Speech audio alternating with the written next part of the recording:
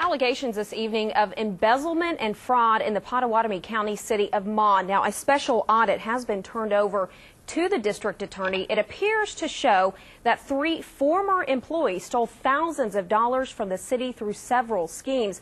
Ed Murray is just back from Maud with the very latest. Ed. Well, Jennifer, the 40-page document from State Auditor and Inspector Steve Burrage covers a time period from April 2007 through November of last year. It shows improper payments, misappropriated court funds and utility billing, and lack of proper city control. Burrage says this is a classic example of what happens when the overseer is the same person that has control of the checkbook. And for those of you living in other small towns, take note. He says it's a problem that is becoming more and more common. No internal controls, no segregation of duties, no oversight.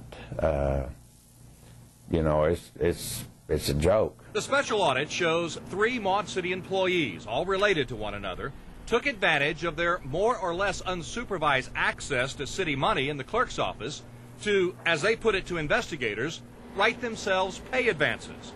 Oh yes, along the way, records have been destroyed, including an alleged break-in where a key computer was stolen. If we'd have had proper records, I would imagine there's more money than that was embezzled. $90,000 is documented in the audit. It's sad, you know, we knew these people personally for years. Bobby Watson is mayor of Maud. One of those employees had worked in the clerk's office for 22 years.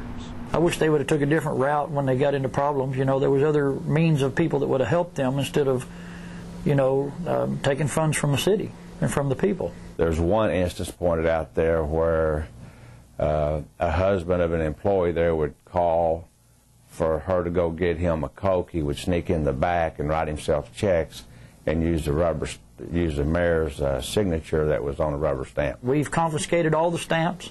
We no longer operate on a rubber stamp system. And that's not the only changes already in Maud. There's a new city clerk, David Zeller, and court clerk, Linda Schaflander. She recently attended a workshop for court clerks. I was amazed at how most all of the new court clerks had gotten their position because of embezzlement of the former employees. I do daily backups. I do a backup and David takes it home with him.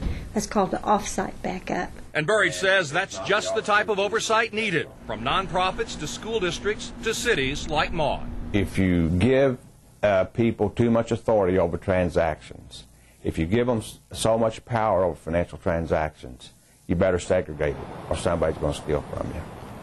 The mayor tells me this situation put the city in a big financial hole, but they're catching up fast.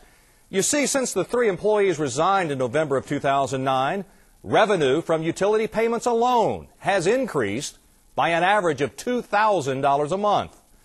Potawatomi DA Richard Smotherman says he'll be ready in the next several days to announce any charges in this case.